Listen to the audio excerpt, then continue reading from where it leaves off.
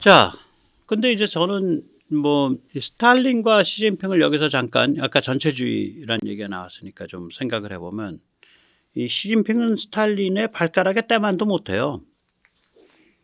일단 지금 중국은 완전히 체제 모순에 빠져 있거든요. 스탈린은요, 체제 모순은커녕 그때는 공산주의 체제가 이길 것 같이 날뛰었지, 체제가 대성공했지. 그래서 뭐 약간 왼쪽물 조금 들은 사람은 그게 뭐 공산혁명을 지원하건 안 하건 간에 대세는 사회주의다 이러고 떠들고 다닐 때요. 반면에 시진핑은 최악의 구조적 위기를 맞고 있죠. 그러니까 부동산, 금융, 지방재정, 경제구조. 이때 경제구조라는 건 그러니까 중국의 성장 모델.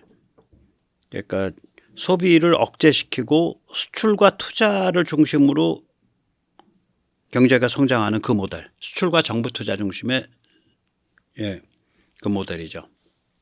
수출 관치금융 중심의 모델이에요. 그러니까 우리 한국은 수출 민수시장 중심의 수출 민수소비 민수시장 중심의 성장 모델이에요.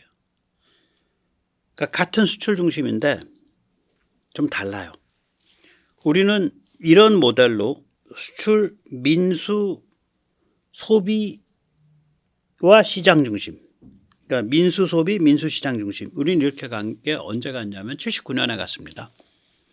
그러면 중국이 우리나라 1979년과 비슷한 정도 수준에 도달한 게 90년대 중반쯤 되는데요. 그러니까 중국이 30년 동안 엉터리 길 간 거예요. 우리는 박정희 대통령이 돌아가시는 해 독재 내지는 권위주의의 가장 중요한 수단인 정부주도 관치금융을 포기를 하고 민간주도 시장 중심으로 이행을 하는 결정을 하죠. 그게 1월, 2월에. 예. 그게 그 당시엔 안정화 정책이라고 불렸고, 그게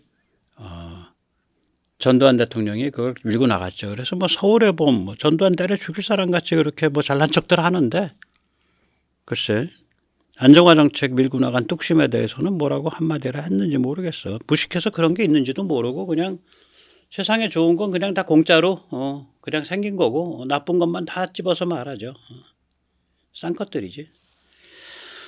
자, 그 다음엔 이제 인구 절벽, 그리고 공해 뭐 이런 것들이 지금 구조적으로 그냥 꽉 누른 상태죠. 예. 또 실업. 근데 뭐 스탈린이 그러면 잘하고 지금 중국 공산당이 못해서 그런 일이 벌어졌냐? 그런 이유도 있지만 큰 이유는 스탈린 때의 기술 및 정보 소통 수준이라는 건 계획경제 투자 주도가 먹혔던 시절이에요.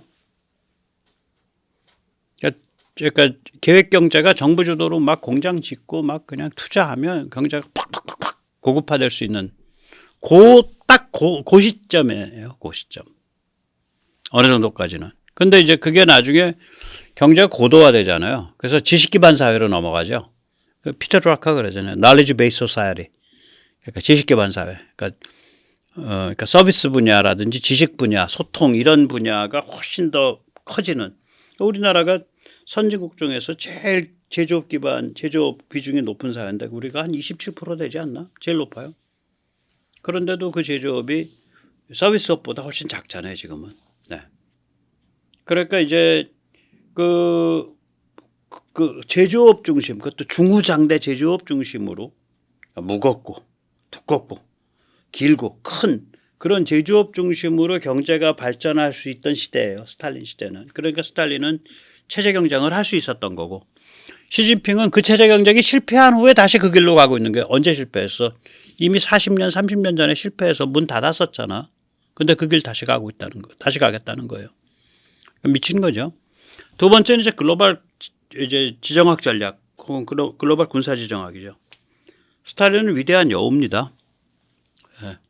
네. 그 당시에 이제 미국과 영국은 나치와 소련을 싸움을 붙이려고 그랬는데 스탈린이 선수를 쳐서 나치와 불가침 협정을 39년에 맺고 폴란드를 회쳐서 둘이 갈라먹죠. 그리고 나치는 소련과 쎄쎄쎄를 하고 그 대신에 영국, 프랑스 이쪽으로 치고 들어가지. 나치는. 네, 그런 겁니다. 그 이제 그러니까 예봉을 영국 쪽으로 잡아 돌리는데 성공시키죠. 그리고 이제 1941년도에 9월일 거예요. 예, 독일이 느닷없이 이제 소련을 침공해 오니까 그때는 또 미국이랑 야바야바 해가지고 저 연합군 할게요. 연합군 할게요. 그래서 미국으로부터 무지막지한 물량을 지원받아가지고 나치를 무찌르죠. 그리고 그 과정을 통해서 자기 공로를 인정해달라 그래가지고 동구를 몽창 다 공산화시키죠. 그리고 한반도 38선 2부까지 공산화시키고 중국까지 공산화시키고. 그러니까 이게 글로벌 정학 전략에서 보면 여우죠. 반면에 시진핑은 과대망상이에요. 1대1로 해가지고 뭐 미국의 맞짱을 뜰 수 있는 공급망 그 루트를 다 만들고 지정학 망을 구조를 만들겠다는 거 아니에요? 우크라 전쟁에서 러시아 지원해서 푸틴이 우크라 집어먹게 해서 이 세계 질서 흔들게 한 다음에 자기는 남중국해와 대만을 도모하겠다는 거고, 이란이랑 짝짝꿍해서 이란이 하마스 시켜가지고 17 그런 도발, 학살 도발도 일으키는 게 간접적으로 그렇게 만들고, 그러다가 아르헨티나한테 이번에가 밀리에한테도 개구력 당하잖아요. 밀리에가 그러거든. 중국은 우리 상정할 수 없다. 걔들은 자기들 세계 구도를 갖고 있다. 그리고 아르헨티나가 그런 말 안 들으면 걔들은 암살해버린다. 어세신이라 그래. 어세신. 걔들은 자기 말 안 들으면 암살하는 애들이다. 밀레이가 그랬어요. 후보 때. 그리고 이제 완전히 밀레이가 친미로 돌았죠. 친미, 친이스라엘. 이스라엘이랑 굉장히 친합니다. 밀레이 저 유대인으로 보여요. 미국 방문했을 때 뉴욕에 있는 유대인 시내고그에 가서 기도하면서 빵떡 모자 쓰더라고요. 그래서 이제 밀레이는 이제 그렇게 나가는데, 그래가지고 이제 그렇게 나가니까 지금 이게 시진핑이 얼마나 황당한 짓을 하냐면요. 아르헨티나에 우주항공 감시센터를 지으려고 그랬어요. 인민해방공사나. 그 이제 나가리 되는 거지. 그러면 브라질은 훨씬 더 복잡한 게임을 해요. 나라도 크고 자원도 굉장히 많기 때문에 중국이 잡아먹기에는 너무 덩치가 커, 브라질은. 아르헨티나는 딱 사이즈가 만만하거든. 자원도 적당히 풍부하고. 아르헨티나를 잡아먹으면 그걸 발판으로 해서 브라질 잡아먹고 옆에 파라과이, 우루과이도 잡고 흔들고 뭐 이럴 수가 있는데, 그게 남미를 잡아먹는, 중남미 잡아먹는 최대의 노른자위가 아르헨티나입니다. 거기서 완전히 이제 끊긴 거지. 손발이 잘린 거예요. 그 다음에 이제 군비 경쟁이죠. 스탈린은 최소 투자 최대 효과를 봤죠. 당시의 군대라는 건 중후장대니까 미국과 싸움이 되죠. 근데 시진핑은 지금 이런 첨단에서 군비 경쟁을 미국과 할 수가 없죠. 왜 그러냐면 이 군사 기술이라는 게 다 이중 목적 기술이고 서방 진영 전체의 최첨단 기술과 다 민간 기술과 다 엮여 있는데, 이걸 처음부터 끝까지 자기 혼자서 뭐 도둑질을 하든 카피를 하든 해서 불법 카피를 하든 이렇게 해서 만들어야 되니 이게 만들어지겠어요, 제대로? 우주도 뭐 별 볼 일 없고요. 항공모함은 뭐 완전히 그냥 우리 그냥 그냥 그 행사, 이벤트함입니다. 이벤트함. 구축함도 뭐 많이 찍어내긴 하는데 뭐 그렇게 파워풀하지는 않고요. 잠수함은 바닷속 경운기라고 보통 하죠. 요새 많이 조용해졌다고는 하지만 두고 봐야 되고요. 미사일 뭐 미국 거 따라가겠어요, 저거? 전투기 미국 거 못 따라가죠. 미국 이제 B-21 나오고 조금 있으면 6세대 전투기 NGAD 나오고. 참 재밌는 게 이건 왜 그런가 한번 생각해 볼 필요가 있어요. 중국이 이렇다 할 드론이 없어요, 지금. 이렇다 할 드론이 없어요. 말만 무성하지. 이 와중에 이제 한국에도 개구력 당하고 있죠. 예, 한국이 중국 뺑뺑 포위하면서 무기 수출하고 있고, 예, 한국이 이제 위성 올라갔는데 여기에 이제 초소형, 그러니까 마이크로, 100kg급 사 합성 개구 레이더, 신테릭 어퍼처 레이더, 밤낮 안 가리고 날씨 안 가리는, 예, 그 사 위성 올라가고 수십 대 올라가고 이렇게 되면 앞으로 한 7년 10년 안에 뭐 완전히 개구력 당하는 거죠. 그 다음에 공중감시 정찰 드론들 한국 이제 잔뜩 2024년부터 잔뜩 올라가잖아요. 그러니까 개구력 당하는 거예요. 이제 이게 이제 세 번째의 이제 패착이죠. 네 번째 패착은 이제 차이나 디리스킹. 예, 국제사회에서 이제 왕따죠. 그러니까 investable이라는 단어가 나왔잖아요. 중국 때문에 투자 가능한. 그러니까 중국은 not investable, 투자할 수 없는 나라. uninvestable, 투자해서는 안 되는 나라. 그 다음에 sensitive technology, 민감한 테크놀로지로부터는 차단시켜야 되는 나라. 그렇게 되어 있는 거예요.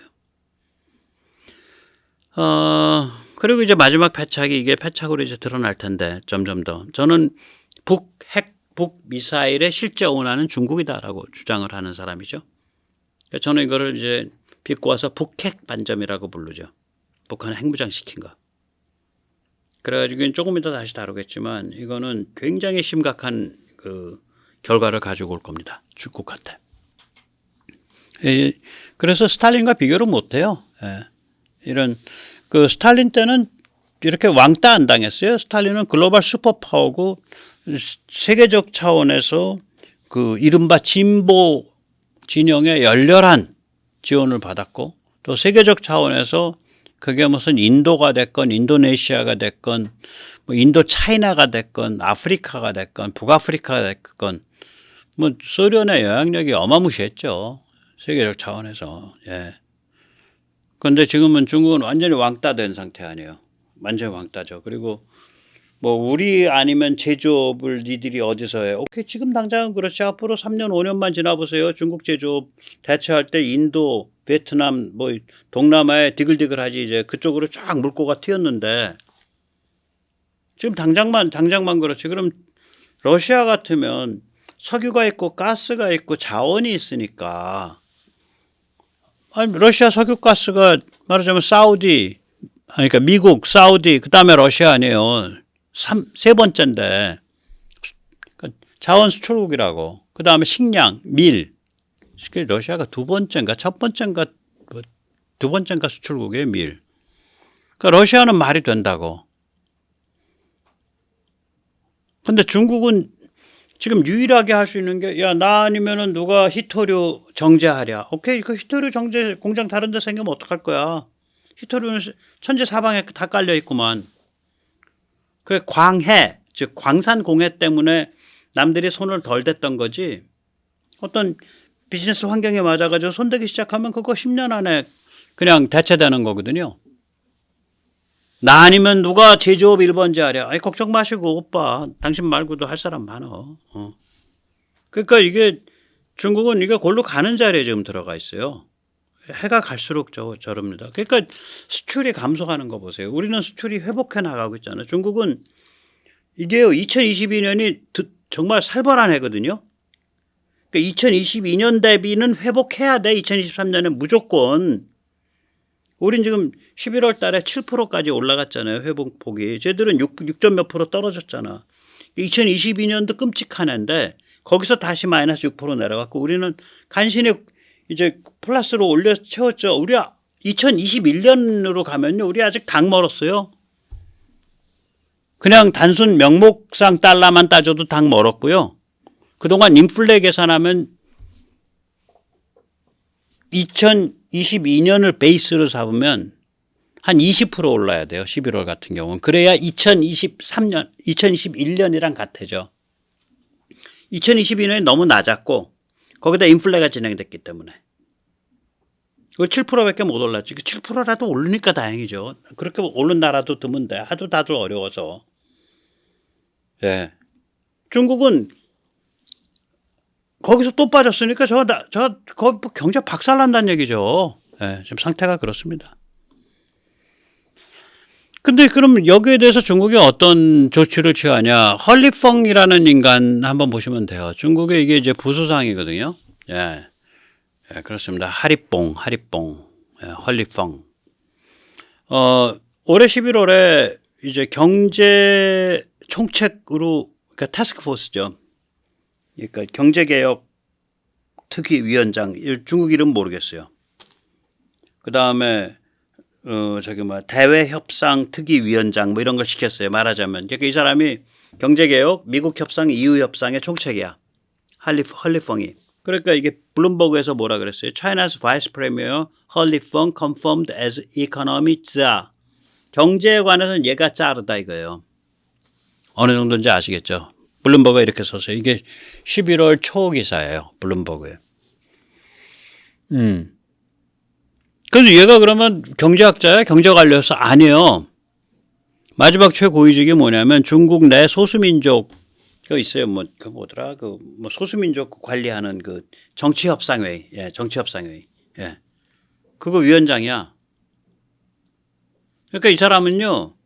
그 정치적 행위를 해온 고위 공산당원이에요. 그래서 2014년 이후에 경제위원회에 참여는 해. 여러 경제위원회, 예를 들어서 뭐 그 국가발전개혁위원회에 참여해. 근데 그때 뭘로 참여하냐? Deputy Party Secretary로 참여해요. 요번에 이제 중국이 아주 안 좋은 게 인민은행도 똑같잖아요. 인민은행도 거기 행장이 둘 아닙니까? 그러니까 경제 금융 전문가로서의 행장이 있고 인민은행 당석이라는 애가 있다고요. 이게 중국이 이제 그런 식이에요. 주요 기관에 가면 그 실제적 경영 책임을 맡은 사람보다 더 실권자인 당에서 파견한 자가 있다고요. 그럼 이 당에서 파견한 자가 지금 중국이 이걸 다 한 사람으로 다 묶어버렸잖아요. 그러니까 중국이 외환관리 책임자, 인민은행 총재, 인민은행 당석이 이걸 하나인가로 묶었어요. 원래 셋이 각각 놀아야 되는데. 그래서 망조가 들렸다니까 셋을 각각 떼어놓고서 견제와 균형을 시켜야 될 거 아니에요. 근데 당 쪽에서 온 사람들은 이게 군대도 그렇잖아요. 중국은 군대도 보면 당에서 온 커미사르가 있는 거 아니에요. 중국은 근데 그것도 없어 사실은. 자기들이 군인들 중에서 커미사르라고 뽑아서 당으로 보내. 정치장교. 원래는 민간 당원에 군복 입고서 군으로 와야 돼요. 소련에서는. 중국은 인민해방군이 워낙 세갖고 인민해방군 안에서 우리가 당으로 보낼게요. 당 보낼 필요 없어요. 그러고 당으로 보내. 그리고 다시 복무는 여기 와서 하지. 어쨌거나 오리지널 지금 공산체제 얘기하는 겁니다. 커미사르 정치장교. 정치장교는 그러니까 같은 사단이야. 사단 정치장교하고 사단장하고가 권력이 누가 세냐. 사단 보안대 책임자하고 야전 사단장하고 사이에 권력 누가 세냐랑 똑같아요. 그러니까 작전에 관해서는 사단장이 세지. 근데 인사라든지 통제라든지 살림사는 거 기타 등등은 이건 사단 보안장교가 세죠. 옛날 보안대 셌을 때 보면. 우리나라 보안대가 가지는 힘에 군의 정치 책임입니다. 우리나라 보안대 장교가 가지는 힘의 10배쯤 갖고 있다고 생각하시면 돼요. 근데 이런 구조, 그러니까 대가리를 둘로 만드는 거죠. 하나는 전문가로서의 대가리, 하나는 당에서 파견한 대가리. 그러면 이 당에서 파견한 대가리가 전문가를 대체할 수 있냐? 안 해요. 못 해요. 그럼 얘는 무슨 역할을 하는 거냐? 그냥 당과의 코디 역할을 해주면서 실권을 막후해서 흔드는 역할을 해요. 그 역할을 해오던 사람이야 이게. 헐리펑이 국가발전개혁위원회 당 부석이라고요. 그러니까 국가발전개혁위원회 가면 당서기가 있고 그 다음에 그 밑에서 부석이. 그러니까 국가발전개혁위원회에 당이 파견한 사람으로서 어떻게 하고 있나 감시하는 거. 감시역이야 이게. 당 파견 감시역이에요. 그 사람을 실무 책임자로 들여보낸 거예요. 경제학의 경자도 모르는 사람을. 그 사람한테 실무 책임을 지은 거야. 헐리펑이. 그러니까 중국 지금 망할 일만 골라서 하고 있는 거야. 망할 일만. 그러니까 얘들 눈에는 경제를 살린다라는 거는 경제가 살아나는 게 경제를 살리는 게 아니라 경제에 대한 중국 공산당의 권력과 통제가 강화되는 게 경제 살리기예요. 이건 제 말이 아니라 스티븐 커킨, 제가 존경하는 프린스턴 대학교의 공산권 연구 전문가. 이런 식이에요. 그러니까 꼭 이 말은 아니지만, 그러니까 이 레니니스트 정당의 레닌주의 정당, 공산주의 정당, 이런 체질을 가진 정당, 이건 뭐 이미 그러니까 전체주의 정당이라 그럴게요. 이미 이념도 뭐 얘들이 레닌 믿기나 하겠어요. 그 언어만 잔뜩 쓰는 거지. 그 체질만. 레닌주의 체질을 쓰는 거죠. 공산주의가 아니라 레닌주의. 그러니까 레닌이 만든 레닌주의는 공산혁명을 위한 도구인데 그게 일종의 조직론이거든. 공산주의랑 상관없이 조직론만 쓰는 거예요. 조직해서 권력 강화하고 국가 찬탈하는 것만 하는 거예요. 국가 지배하고. 아무튼 그 공산당 조직에 그러니까 국가를 지배하는 전체주의 조직의 그 공산당 조직의 레닌주의 조직의 그 특징이 제1위적 목표가 자기 조직의 권력과 통제를 강화하는 것이다. 라고 코틴 선생께서 말씀하셨습니다. 그래서 시진핑이 이번에 이제 경제 개혁에 대해서 얘기할 때 뭐라 그랬냐? 네, 최우선적인 건 말이죠. 정치적 자세를 올바로 하고 사상과 행동을 단결하는 것입니다.